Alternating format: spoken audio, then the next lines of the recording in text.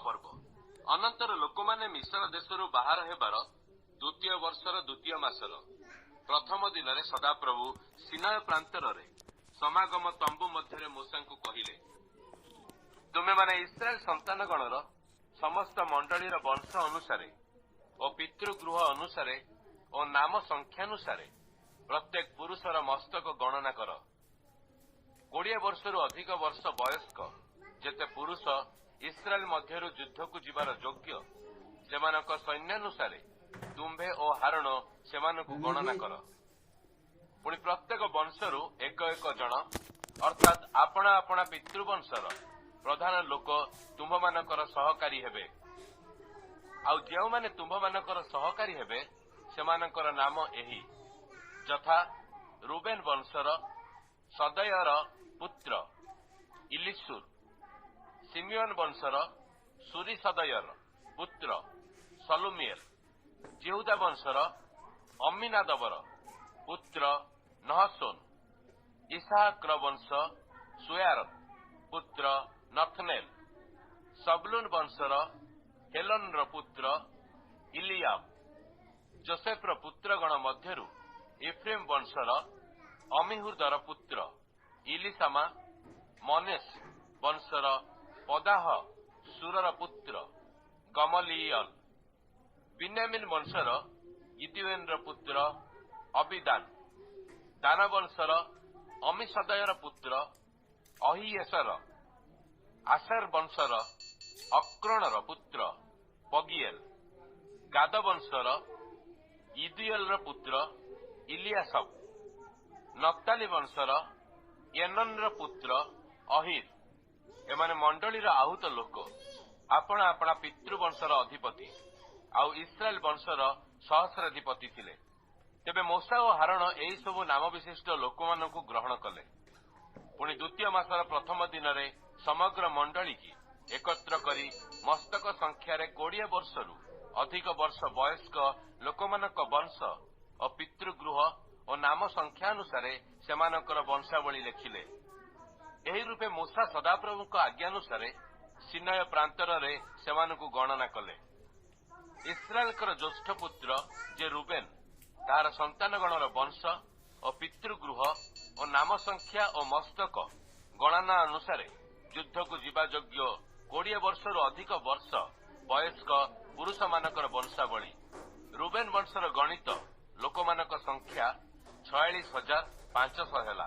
Simeon संतानगण मध्यरु वंश और पितृगृह अनुसारे युद्ध को जीवा योग्य 20 वर्षरू अधिक वर्ष वयस्क जो पुरुष माने नाम संख्या और मस्तक गणना अनुसारे गणागले सेमानकर वंशावली। सिमियोन वंशर गणित लोकमानकर संख्या 59,300 हेला। गाद संतानगणर वंश और पितृगृह और नाम संख्या अनुसारे युद्ध को जीवा योग्य 20 वर्षरू अधिक वर्ष वयस्क पुरुष मानकर वंशावली। गाद वंशर गणित लोकमानकर संख्या 45,650 हेला। यहूदा संतानर वंश और पितृगृह और नाम संख्या अनुसारे युद्ध को जीवा योग्य 20 वर्षरू अधिक वर्ष वयस्क पुरुष मानकर वंशावली। यहूदा वंशर गणित लोकमानकर संख्या 34,600 हेला। इसाखर संतानगणर वंश और पितृगृह और नाम संख्या अनुसारे युद्ध को जीवा योग्य 20 वर्षरू अधिक वर्ष वयस्क पुरुष मानकर वंशावली। इसाखर वंशर गणित लोकमानकर संख्या 54,400 हेला। सबलून संतानगणर वंश और पितृगृह नाम संख्या अनुसारे युद्ध को जीवा योग्य 20 वर्षरू अधिक वर्ष वयस्क पुरुष मानकर वंशावली। सबलून वंशर गणित लोकमानकर संख्या 57,400 हेला।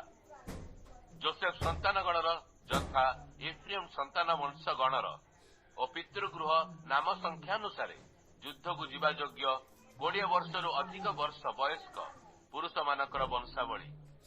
इफ्रेम वंशर गणित लोकमानकर संख्या 40,500 हेला। मनसी संतानगणर वंश और पितृगृह और नाम संख्या अनुसारे युद्ध को जीवा योग्य 20 वर्षरू अधिक वर्ष वयस्क पुरुष मानकर वंशावली। मनसी वंशर गणित लोकमानकर संख्या 32,200 हेला। बिन्यामिन संतानगणर वंश और पितृगृह और नाम संख्या अनुसार युद्ध को जीवा योग्य 20 वर्षरू अधिक वर्ष वयस्क पुरुष मानकर वंशावली। बिन्यामिन वंशर गणित लोकमानकर संख्या 35,400 हेला। दान संतानगणर वंश और पितृगृह और नाम संख्या अनुसार युद्ध को जीवा योग्य 20 वर्षरू अधिक वर्ष वयस्क पुरुष मानकर वंशावली। दान वंशर गणित लोकमानकर संख्या 62,700 हेला। आशेर संतानगणर वंश पितृगृह और नाम संख्या अनुसार युद्ध को जीवा योग्य 20 वर्षरू अधिक वर्ष वयस्क पुरुष मानकर वंशावली। आशेर वर्षर गणित लोकमानकर संख्या 41,500 हेला। नप्ताली संतानगणर वंश और पितृगृह और नाम अनुसार युद्ध को जीवा योग्य 20 वर्षरू अधिक वर्ष वयस्क पुरुष मानकर वंशावली। नप्ताली वंशर गणित लोकमानकर संख्या 53,400 हेला।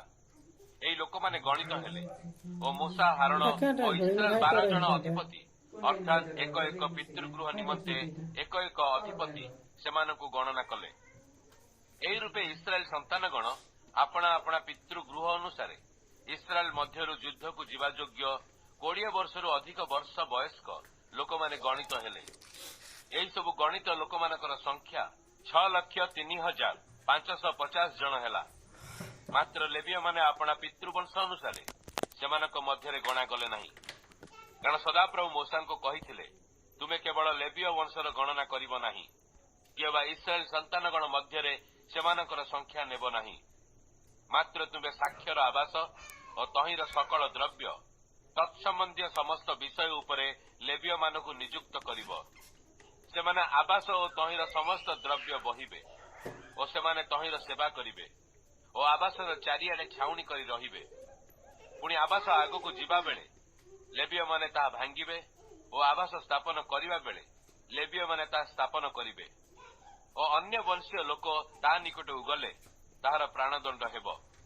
इस्राएल संतानगण आपणा आपणा सैन्यानुसार आपणा आपणा छाउणी रे आपणा आपणा ध्वजा निकटरे तंबू स्थापन करिबे। मात्र इस्राएल संतानगणर मंडली प्रति जेपरि क्रोध न घटे एथिपाई लेवीय माने साक्ष्य आवासर चारिआडे छाउणी स्थापन करिबे। पुणी लेवीय माने साक्ष्य आवास रक्षा करिबे।